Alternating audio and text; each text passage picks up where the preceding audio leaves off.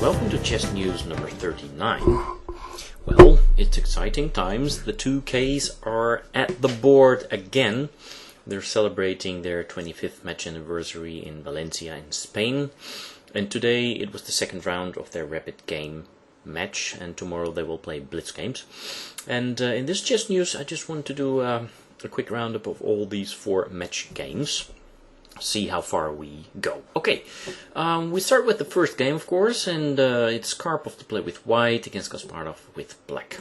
So, as in the old days, Karpov plays d4, and it's a Grunfeld defense with a white kingside fianchetto here. So, okay, well, since there's not a knight on c3, after e4, now black has to retreat the knight. He cannot exchange on c3, which is nice, I suppose, for white.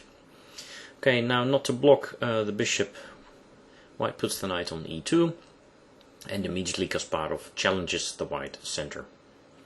Okay, now Karpov plays here d5, and he can still do so because his bishop is still protecting the b2 pawn here. Now both sides castle, and after e6, Kasparov makes sure that he really wants to hit white's center. He does not want white to build up behind it, and he's really immediately trying to put it under fire. Well, knight b c3, very natural move here.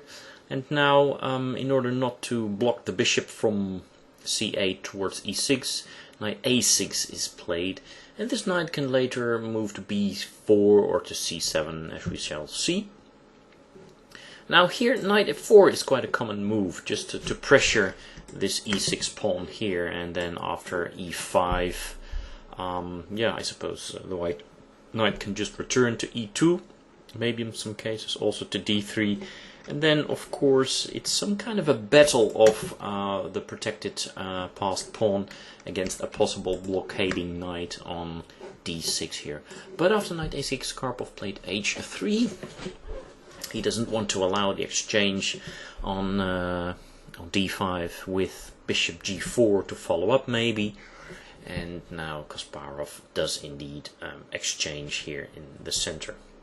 Okay, now we have one major imbalance in the game, and I suppose that's the fact that white is playing with 3 pawn islands, and that, by the way, one of them is a protected passed pawn, and that black is playing with 2 pawn islands. So I suppose that in this case white wants to maintain pieces and black wouldn't mind exchanging pieces, because if he exchanges pieces then maybe the d pawn will be getting more weak. Okay, well, first of all, Kasparov improves his piece here with knight c4, and now it's chased to a very nice blockading square on d6. Karpov kind of finishes his development here, and so does Kasparov with b6. After queen d2, bishop b7, rook a1, knight c7. Both sides have completed their development, and well, of course, Karpov is just lining up behind his strong passed pawn, and Kasparov is also lining up against that pawn. And I don't know, maybe white has the more freer game, but on the other hand I would say that black has no real problems, because he is otherwise very solid, and he has a nice blockading square. On d6 there, his knight is sitting there very nicely, and he will be able also to connect the rooks in a proper way. And now Karpov plays a very weird move. He plays here g4, and that's completely not his style, I would say. I suppose one of the ideas is maybe to reroute this knight to e4 and maybe exchange one pair of pieces, even though he maybe doesn't really want to do that from a strategical point of view. But the thing is that his 2 knights are on the same circuit, you know, they're stepping on each other's toes, a well-known theme. So from that point of view, maybe it doesn't matter so much that he would like to exchange one pair of pieces, and maybe also get rid of this blockading knight in the process. So that could be one of the ideas of g4, but I don't know, it's also a committing move. It may invite such moves as f7, f5, as we will see later. And, well, it could be counterproductive. Maybe just a more normal move here would be to play rook fe1, just to develop the rook here. Anyway, g4 was played. And now the quiet queen d7 was played, connecting the rooks and maybe also aiming at a later f5. Again, I suppose knight g3 would have been logical here, or again rook fe1, but Karpov now plays in a completely different way, and I don't really understand this move. He's clamping down on black's queen side, but I'm not sure that this was necessary. Yeah, maybe later he wants to play a4, a5 here, but I also don't really see what that does, because if nothing else, you know, black does nothing, or he just pushes his own pawn and maybe tries to create his own majority on the queen side there. So I'm not sure about this a4 move. Anyway, now Kasparov was already considerably ahead on the clock, and somehow Karpov just didn't get into the game, or into the match for that matter, or into the rapid format. And I think it's a very good strategy that now Kasparov starts to complicate matters with this pawn thrust here. Now, of course, if you take on f5, then knight recaptures on f5 or queen, and then, of course, white's position would be a positional wreck. He would have not 3 but 4 pawn islands, and there would be pressure along the f-file, so that's no good, of course. So the move that Karpov played was perfectly understandable. He was going to play g5 here, but he still now has this problem knight on e2. You know, where is it gonna go? Where is it gonna go? Maybe another idea here would have been to play queen e3, and yeah, then after f takes, let's execute that. After f takes g4 and h takes g4, of course queen takes g4 is then not possible, because the queen had to protect the knight. So queen e3 with the idea of maybe bringing the queen to g3 also pressures the blockading knight on d6. Maybe that would have been an idea also. Anyway, g5, I suppose that move is still okay. And now rook a d8, you know, just further piling up against this d file here. And now white retreats his bishop so as to make way for this knight, and of course maybe later this knight can jump into e6, even though that square is protected now, and maybe it can even support an h4, h5 pawn thrust there. Okay, well, again, Karpov was getting lower and lower on time, so the normal move here would probably have been knight e4. Unleashing all this power against the pawn here, and also attacking the bishop that was retreated to g3 to make way for the knight. But of course on g3 it's sitting a little bit vulnerable. I suppose that white then would have to remove this knight, and after f takes e4 there would also be an open f-file. But since white's pawn on d5 is hanging, I don't think that this is a very good move to play, because probably black can just play knight takes d5 here and have a great game. White has all kinds of weaknesses here, and he has eliminated the strong central passed pawn, and all these pieces here on the d file will come to life. So in this position probably you have to play d6 quickly in between, but then the knight reroutes to e6, and of course now the pawn is protected, and well, black is toying with such ideas as knight d4, and he's pressuring the pawn on g5, and maybe at some stage it's also possible to play knight f4. So I don't think much is going on here, other than black is a little bit better. He seems a bit more comfortable, and the pawn on d6 is really, well, I would say hampering white's pieces, because they're just looking against their own pawn here. Anyway, instead of knight e4, Kasparov decided to completely complicate matters here with the pawn sacrifice f4. And now Karpov was forced to think how to recapture this pawn. Of course, the bishop cannot retreat, because then there's the fork here on f3. So it's either knight takes f4 or bishop takes f4. And Karpov chose knight takes f4. And, well, from the point of view that these white knights have to start doing something, I suppose this is the correct move. Of course, now knight f5 comes with some kind of a tempo, even though it's not sure if you're really threatening to take the bishop on g3, because for the moment, of course, white is still protecting the d-pawn sufficiently, and taking on g3, well, I suppose it would reinforce the knight on f4, and white would be a piece up, maybe, yeah, can start playing d6, and then with the light squares jump into d5 or something. Anyway, so rook fe1 would have been a normal move here, but somehow, I don't know what happened, but Karpov panicked. Probably because just of the clock, because knight b5, that move just doesn't make sense at all. And now, of course, Kasparov plays knight takes b5, completely wrecking white's queenside pawns there, also getting rid of his semi-passive knight on c7. And now bishop d4 was possible with the threat of knight takes g3, and of course black would have a very good game. But instead Kasparov played here knight d4, maybe not the strongest, but here Karpov blundered and also lost on the clock immediately with knight e6. And as the video footage shows, he executed this move and probably also saw that he was losing on time and immediately resigned the game.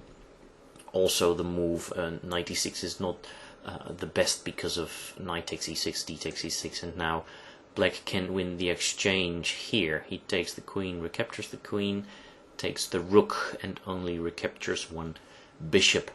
Of course, this position is not immediately lost. White has an extra pawn and the pair of the bishops, and this guy here is quite far down the board, but, well, black has the advantage here. So that was really a rather disappointing game, well, in the first place, of course, for Karpov himself, because somehow he didn't really get into the game, and before he got into the game he made, well, a semi-blunder with knight e6 and lost on the clock also. And of course also not a very nice start of the match for all the chess fans around the world. Anyway, we go on to game number 2. Let's see what happened there. That was Kasparov playing with white, of course, and he opened with d4, d5, c4, e6, knight c3, bishop e7. This idea is aimed against bishop g5. So of course the normal move here is knight f6, but then that would allow the pin of bishop g5. So bishop e7 is just a well-known idea to sidestep that. And now Kasparov goes for some kind of an exchange structure here and develops the bishop to f4 instead. Okay, well, c6 is played, queen c2, which is aimed against bishop f5 development, and now bishop d6. Well, okay, I'm not a great expert of this line, I'm not a chess grandmaster either, but it seems a bit weird to move this piece 2 times in the opening and to also give up your technical good bishop. Okay, maybe black doesn't want to allow white to have this bishop on f4, which is sitting on a nice diagonal, but otherwise I don't really understand this move very well. It would seem that there are also perfect other moves possible.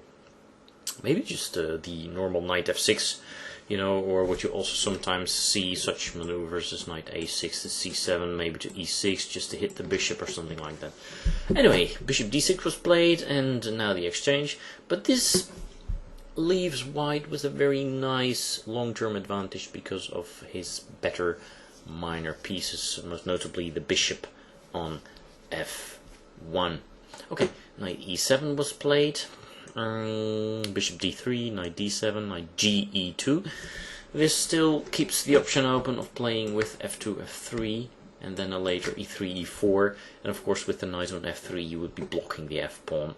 So, and now again Karpov plays a kind of a slow move with h6, just weakening some of his white squares, and well, white is already strong on the light squares, so I don't think that would have been my choice.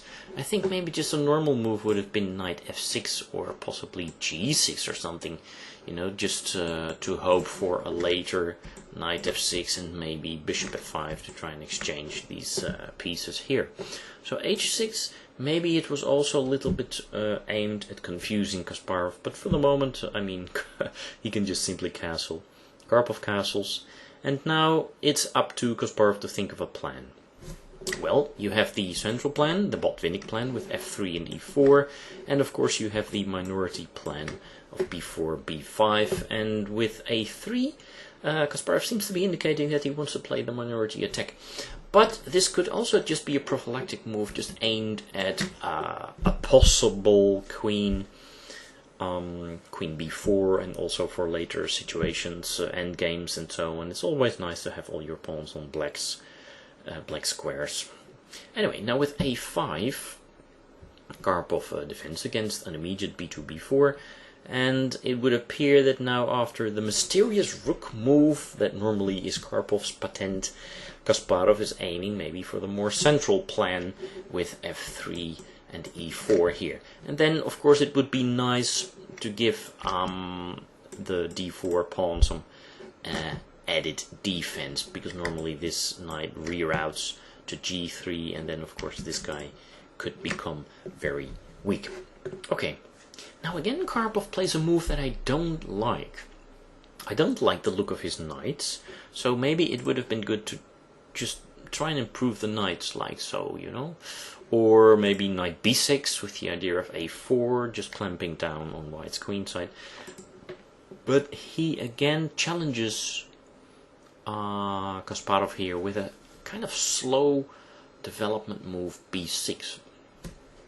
Now of course the idea with bishop a6 to try and exchange light square bishops like so is a very well known idea, but it does create some weaknesses here, and it is also kind of slow. And now since white has completed his development and black is still trailing, it makes now perfect sense that Kasparov forgoes the somewhat slower f3 and e4, but goes for e4 immediately.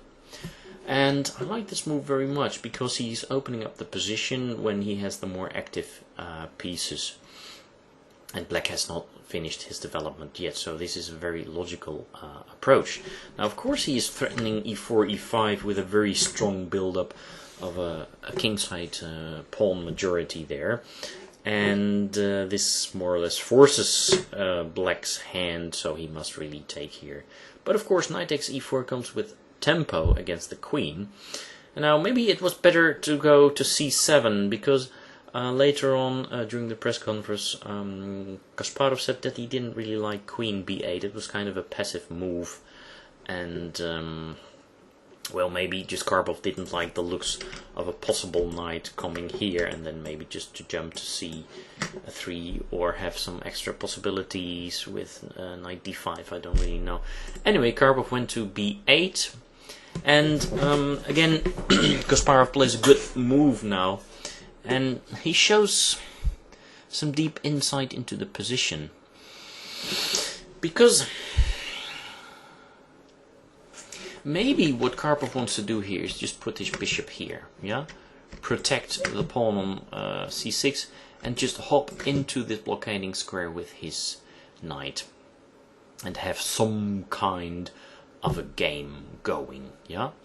And also he just wants to keep his knight here on e4, because it is protecting against the knight jump to f6. So what he does here is, of course, to improve his knight with knight 2 to c3. And this forgoes any knight d5, because I think that he would take it, and then black would have this weak pawn on d5, and white could maybe even immediately try to get active on the c file also, or try to pile up against this pawn here on d5. So this is kind of defending against that idea, and now the black knights don't really have any good moves. And also, let me just get rid of these colors here. Kasparov is also already preparing a possible d4, d5, which would rid him of his isolated pawn on d4 and give his pieces access to the central squares from where they can swarm over to the king side, as we will see later in this game. It's quite interesting what's going on there. Well, now I think Karpov should have been modest with rook e8 or just bishop b7, you know, which tries to influence this central d5 square. But with bishop a6, he is a little bit too tenacious with his idea of exchanging these wide squared bishops, these light squared bishops. And now, of course, with bishop takes a6 and rook a6, Kasparov takes the initiative because he is misplacing the rook on a6, and now gets rid of his Isolani on the d-file, opening up the d-file also. Well, of course the threat is to go to d6, I would say. You don't want to allow that strong passed pawn, so let's just get rid of that one. And now at least Karpov can also exchange of one of his bad knights for one of white's better knights. But he allows the white rook to come into the center, and now white really has a very significant advantage. His pieces are radiating much more activity. This guy is weak, this guy is unprotected. And Karpov solves this problem now with rook a7, you know, just improving the rook and also giving it an immediate defensive task. But of course, Kasparov now piles up against the knight. And he does so with queen d2. It was possible for him to play rook fd1, which looks a little bit more natural, but I think that maybe with queen d2 he already had some other ideas in mind, because he is eyeing the weakness on h6 here. Of course, he's also attacking the knight, and he is sidestepping a counter tempo winning move with rook c8. So this is quite a subtle move. Maybe I like this move the best of the whole game. Well, apart from the blow that follows a little bit later. Well, the position is difficult here for Karpov, and probably his best chance was knight e5. When, during the press conference, Kasparov said that he was looking at f4, knight c4, queen d4, attacking the knight again, and now protecting the knight, and now attacking the knight to make the knight go away to the edge of the board, and now, like in the game, he has the very nice blow, knight f6, when after taking the knight and queen takes f6, white is probably already mating or has some kind of a very strong attack winning material. Anyway, in the game after queen d2, Karpov went knight c8, and of course he was aiming for knight c5, b takes c5, sacrificing this pawn, when after rook d8 he would have very good compensation, and I think a draw would be the most likely outcome. For instance, queen c2 would not be so handy, because then rook b7 kind of equals the game. So then after rook d8, queen c1 would be necessary, because then after rook b7 you have rook c2. And of course, white has an extra pawn here, but it's very difficult to make it count in this position. But after knight c5, of course, Kasparov transfers his idea that he saw starting in the line with knight e5 also to the game, and again he played the beautiful knight f6 check. Now, against check you can only defend in three possible ways. It's taking the checking piece, which is possible and which Karpov did in this game, interposing, which is not possible, by the way, if you are being checked by a knight, because a knight can jump over pieces, and it's of course moving the king. So there are only two moves possible, since king h7 is against the rules. So let's have a look at king h8, which was not played. This would be a very bad move, because rook h5 immediately finishes matters. Since white is now threatening rook takes h6 with mate to follow, the game will be over in a few moves. So Karpov was really forced just to take the Trojan horse here. So g takes f6, but then of course queen takes h6 follows. And can you imagine, the position would have been completely different if there would have been a pawn on h7, right? But that's just talk after the fact. Okay, so queen takes h6 was played with the horrible threat of rook h5 and unstoppable mate. So f5 was played just to block the way from the rook to h5. But now Kasparov just switches a little bit. He first brings the king into the corner like so, and now brings it back to g5, when after rook takes f5 he's again threatening a mate starting with rook g5. So Karpov really has one move here. He has to protect that g5 square, and he does so with knight e4. And, of course, in the meantime, he's also very sneakily attacking white's queen. But Kasparov saw further, and he had to see this, of course. With queen h4, he maintains a very strong attack, because not only is attacking the loose knight on e4, now again he's threatening mate with queen g4 and then rook h5, you know. So, of course, f6 to try and make space for the king, well, that's a losing matter. After queen takes e4, you're just 2 pawns down. So Karpov really had to try rook e8 here, but then after rook h5, it becomes apparent that white has a very strong and winning attack. So the last move Karpov played before he lost on time was f5, but his position is also lost. For instance, Kasparov didn't need to play this anymore, but he could execute like so, queen f7, and then if nothing else with queen h7 and king f6, for instance, rook e8 would be winning, because it attacks the queen, and the queen can't really recapture, because there's also this sour looking rook on a7, which is still hanging. And of course, if black takes the queen in between, then white will just recapture the queen here, and he's just the exchange and 2 pawns up. So that would leave him with a very easily winning position. So a very nice game there by Kasparov, who played a very nice and flashy sacrificial kingside attack. But yeah, you can't help but feel that Karpov was again not really into the game and playing weird and passive and shaky moves somehow. I mean, we didn't see him play like that 10, 20 or 30 years ago, so it makes you wonder what he was thinking or what is going on, really. Was he thinking to maybe bring Kasparov out of balance with weird moves? Well, at least now from this game here that he cannot do so, if that was his plan. Okay, well, we go on to game number 3 that was played today. And that, again, gave Karpov a chance to show his teeth. He was playing white again, and again they play this Grünfeld. And it's the same variation as from the first game, with one slight deviation here on the 10th move. Now, instead of knight b to c3, Karpov here plays knight e to c3, changing plans, and maybe he just had prepared this. But otherwise, Kasparov just continues with his knight maneuvers on the queen side.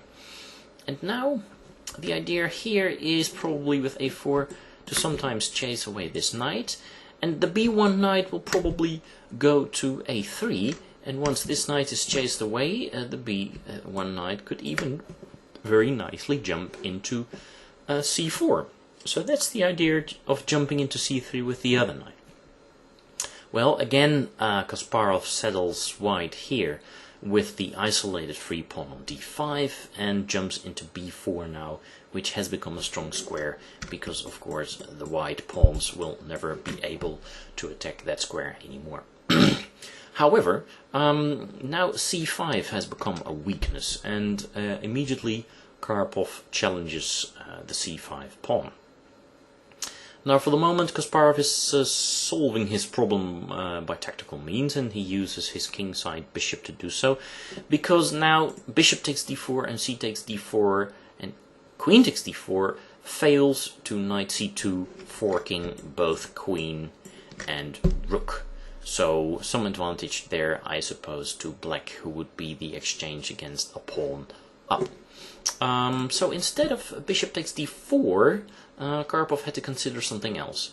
Knight a3 was possible, I suppose, but he played the more aggressive and in line with his strategy a5 here. Now, if the knight moves to d7, then, you know, like so, then maybe black already has to reckon with d6, you know, opening up possibilities for this knight and the long diagonal for the bishop on g2, etc, etc. So first he decides to capture in between here on e3, and this forced Karpov to think again for a number of minutes, because of course you can recapture f takes e3, but there is also this very attractive capture on b6, since the a7 pawn would then be pinned because the rook on a8 is unprotected. And that's what Karpov played in the end, and I think it is the strongest move, because now not only are you attacking this pawn, but you are still attacking the bishop on e3 also, so black has to remove his bishop. So Kasparov plays bishop d4 here, and now rook a7 would not be very strong, because then rook b8 would leave black on top. He would win back his pawn here, and he would have the black squares and the bishop pair. No, after bishop d4, of course, b takes a7 is very strong, because now you have a rook behind a free pawn, and this rook, well, it just has to stay there for a while. And even though white has lost the bishop pair and is kind of weak on the black squares, he does, of course, have a magnificent pawn on a7 there. Well, here goes Kasparov, just bringing all his pieces into activity. And now Karpov finishes the development with knight a3, temporarily blocking the way to the or the defense from the rook to a7.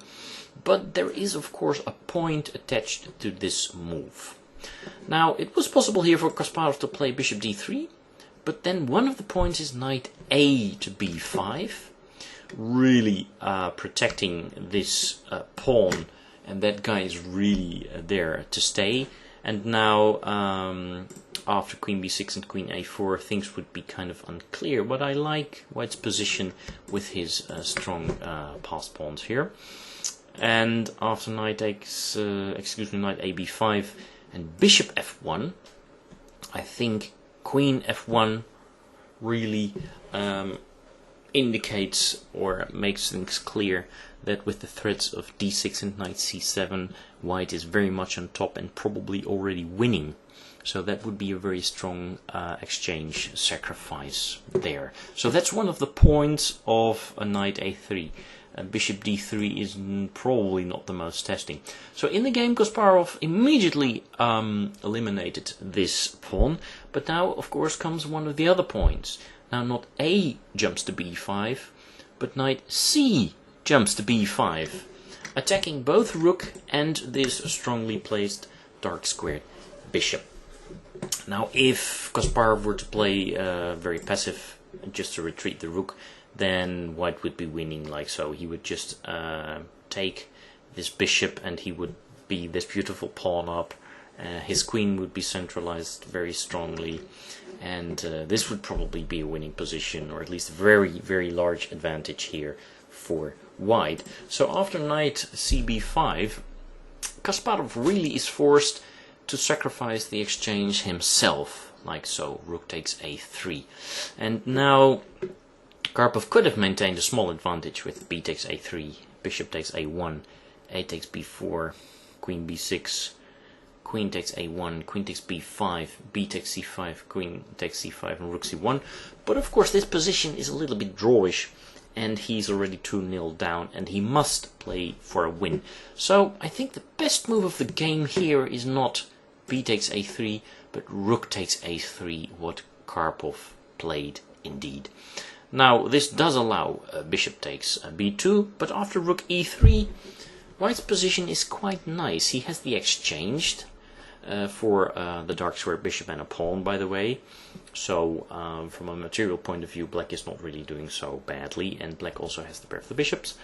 But, you know, white is active now on the e-file, and he still has this knight here. He still has the possibly strong pawn, and well, it's up to black here. Just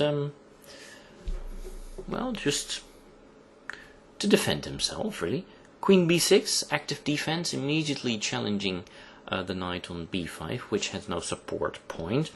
But I suppose Karpov was glad to play queen e2, just freeing up the back rank for his other rook, you know, just protecting the knight on b5 also. And of course he's also hitting the bishop here on b2. So Kasparov just dropped back the bishop, and now Karpov just plays another very natural move, just brings his rook behind his passed pawn, and Kasparov now hastens to block that pawn with his bishop on d7, and also hits the knight on b5 here. Now it was possible to play bishop f1 to give this bishop another function and try to maintain the knight on b5 for as long as possible, but Karpov returned to his older idea of maybe just bringing the knight to c4, which would also be nice, because then maybe d5, d6 would also be more in the cards, on the cards. Well, bishop d4 was played here. Of course, Kasparov has very active minor pieces, and rook e7 was played here. And this was really the beginning of a very tactical and complicated phase. And during some part of the game, Karpov was actually up on the clock here, but here again he somehow started to lose this clock advantage, and after rook c1, well, I don't know, maybe he was a little bit surprised with queen f6, which is a very nice threat switch, of course. The idea is either to play bishop b2, which forks knight and rook. Another idea could be to play bishop takes f2, which is a kind of decoy, because if then queen takes f2, queen takes rook, because queen e2 is no longer protecting the rook on e7. So some options there. So Karpov plays his vulnerable rook from e7 to b7 and snatches a pawn in the process. That's very nice, of course. And now with bishop b2, it appears that Kasparov is on the wrong track. But Karpov does not punish him completely. The funny rook fe1 puts the rook on a very safe square and indirectly defends the knight on a3, because after bishop a3, Karpov would have rook a7, you know, attacking these bishops here, regaining the piece sooner or later, and well, of course, he won a pawn on b7 in the process, and so he's now a real exchange up, and he also has this strong passed pawn then, so that would be very good. He plays, however, rook c5, and that gives Kasparov better defensive resources. Now, probably Kasparov should have interposed rook e8 here, attacking the queen, but he went for the knight on a3 immediately, again allowing one of white rooks going to the a file. In this case it would be rook a5 that would have been very strong and winning the game, when after rook e8 and queen c4 things look very difficult and scary. And probably Karpov was a little bit afraid of this, because he has back rank weaknesses. So he passed by on this opportunity of playing rook a5 here, and instead he played the very human but not so strong h4. Because again, Kasparov again had the opportunity to play rook e8 here, or somehow organize his minor pieces, but with knight d3 he still allowed white some advantage after knight a5. So knight c5 is kind of a nice rerouting, because for the moment you're protecting the bishop on a4, and the knight is itself of course protected by the bishop on c3. Well, and if that's not enough, you're also attacking the rook here. But here goes rook b to a7, and now Kasparov again has to protect his bishop on a4, because otherwise white would just take there and win with this extra d-pawn. So queen d4, you know, protects. And now the strongest counterattack would probably have been rook queen a2, but in really terrible time trouble, Karpov plays a queen e3, which also kind of makes sense, because you're attacking the defender of the bishop on a4, right? So here the queens were exchanged, and now Karpov plays an indirect defense of the knight with bishop c1. So he's removing one of the bishops from the a file and is attacking the e pawn. And if now something like this, which would not be advisable for Karpov, then you would have this one in between, and after king a4 things are of course not so clear anymore, because Karpov has lost a pawn and we also have bishops of opposite colors. Yeah, so I suppose normally black will be able just to stop this pawn cold on the black d8 square, and a draw is the most likely outcome here. So after bishop c1, of course, Karpov first protected his pawn on e3. And, well, again, rook e8, renewing the threat to e3 would have been the best move, when it's not very clear if white is winning this position. But here, again, Kasparov made a mistake with knight d3 check, and this loosens the bishop on a4, but it also loosens the knight on d3. And now, all of a sudden, Karpov has a double attack on the bishop and on the knight. Well, he can still solve his problems in one go with bishop c2, but now the bishops are no longer controlling these diagonals, and now really white is surging ahead with his free pawn, and black is really in no shape to defend anymore. Probably most stubborn was something like knight b2, when after d7 black still has this check, when with bishop g4 he can still target this pawn. But well, the big question would have been, of course, if Karpov had enough time left on the clock to win this position, which is technically winning. But instead of that, after d6 he went rook e8, and now of course immediately Karpov plays rook a8, and Kasparov immediately resigned, because yeah, you have to I suppose you have to exchange this rook, because if you want to protect this rook, then d7 is very strong. So white is immediately taking control of the back rank, and there's no stopping the pawn anymore. So that was a very nice revanche for Karpov, and by far the most interesting game of the match, of course. So it's 2-1 for Kasparov, and we go on to the last game. Game 4 here. Excuse me, what did I do? Let me pause the video, because I pushed the wrong button and somehow the game has gone. Oh dear. Okay, well, we're back here for game 4, where Kasparov was playing white, and they play the same opening as in game number 2. And let me go just through these moves quite quickly. And here, if I remember correctly, Karpov played knight d7 and then h6 on the 10th move, but now he plays more, well, wisely. I mean, he plays more solidly with g6, you know, preparing for a possible bishop g5.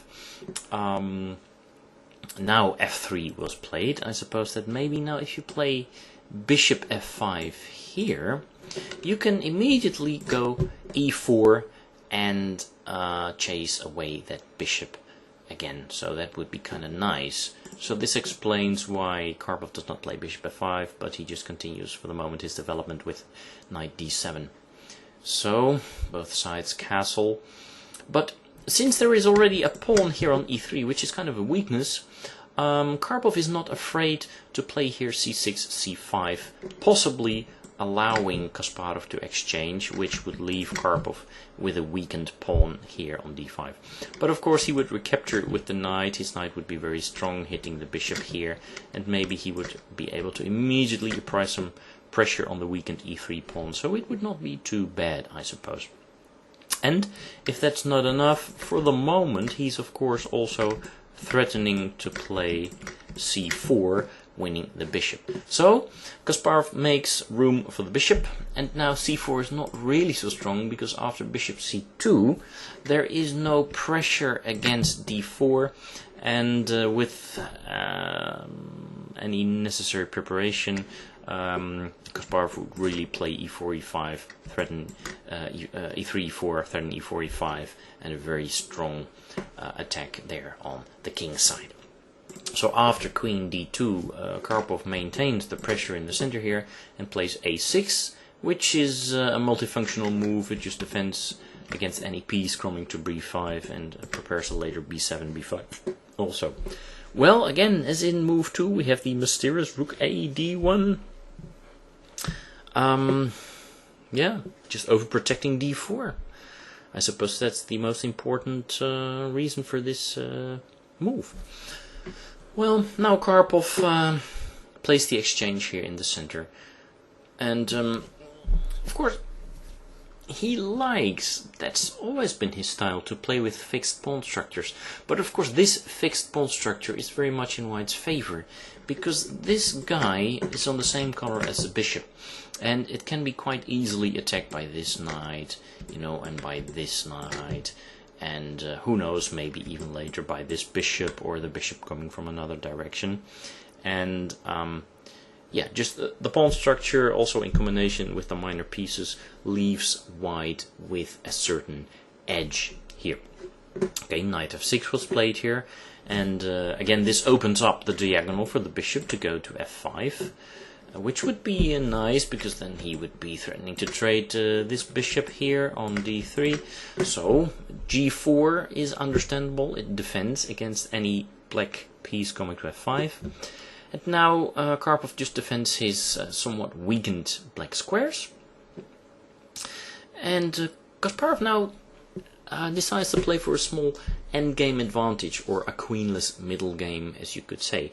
And I suppose this makes sense to exchange these queens, because this queen, you know, it's sitting on the black squares, and there's also some black squared weaknesses here around white's king, and of course the queen is also protecting the d-pawn. It's one of the protectors. Maybe it can even jump to b4, and I would say it's by far the most active black piece, so it makes sense to try and exchange that queen.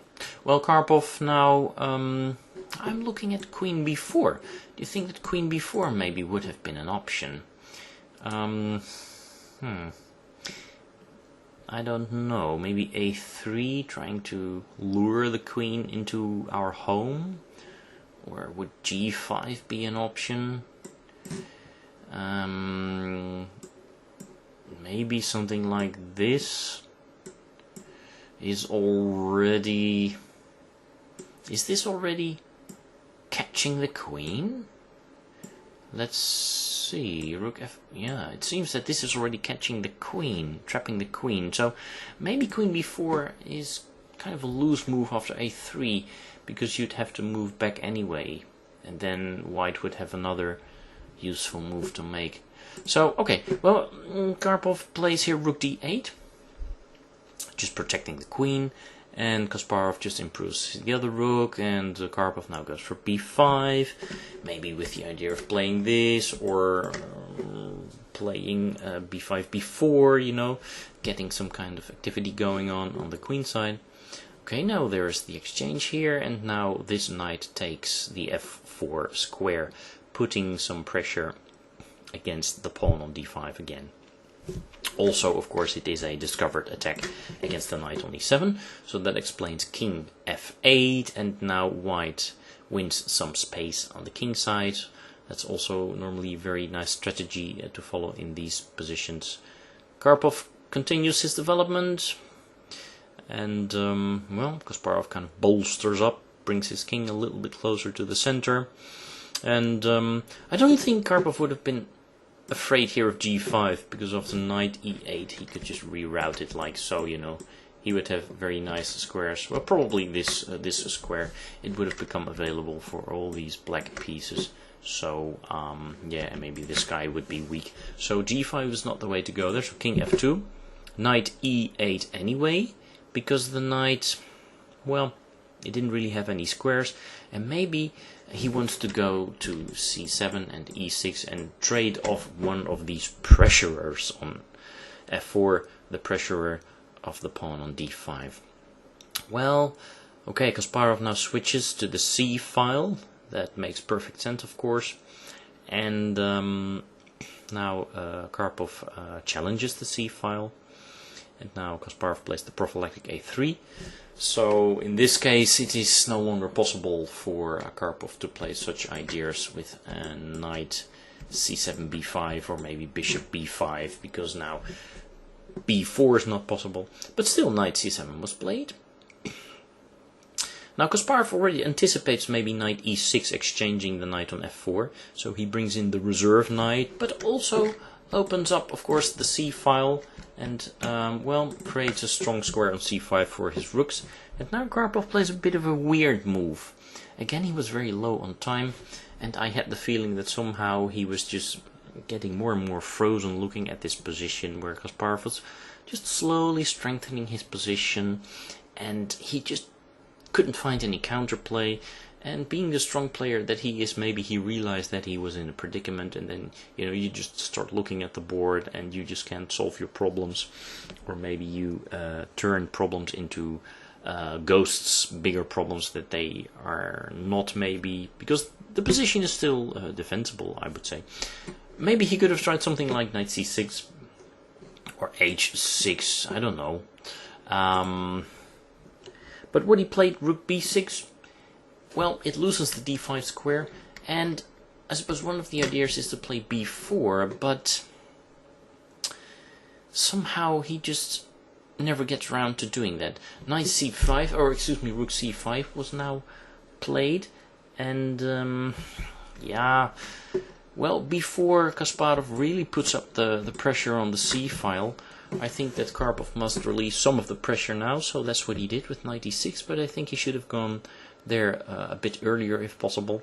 And of course knight takes e6 was played, bishop recaptures, and now rook c1. Okay, the rook on c8 is still sufficiently protected, and now Karpov brings his king even a bit closer to the center, but of course after knight f4, king d8 and b4, it becomes clear that white has all the positional trumps here.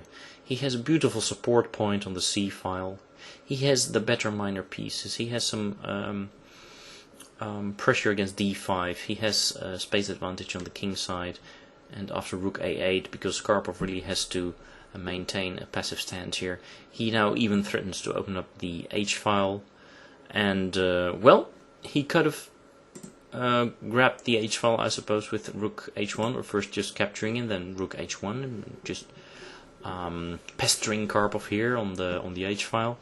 But in Karpov's gross time trouble, he played a very nasty move here. He chose to play a very slow plan here. If you play h takes g6, Karpov can immediately recapture, you know, and get 5 extra seconds on the clock, but he played a bishop e2. And here, after g5, Karpov seizes the opportunity just to close the king side, and knight d3, Karpov again lost on the clock here. White has a very large advantage, close to winning maybe even, but well, it would be too much to say that black is losing here. But of course, again, the clock was Karpov's main enemy, and he's now threatening to improve the knight here, or maybe just go f4, stuff like that, you know. He has all the chances, all the ideas here. So, yeah, again, a bit of a sour end to the fourth game. Karpov losing on time for the third time. Well, that ends the rapid match, so 3-1 for Kasparov. Congratulations to him. And starting tomorrow they will play, I don't know how many, 4 or maybe 8, probably 8 or something, blitz games. So let's just see how that goes. So thanks for watching this episode of Chess News, and please until next time, bye bye.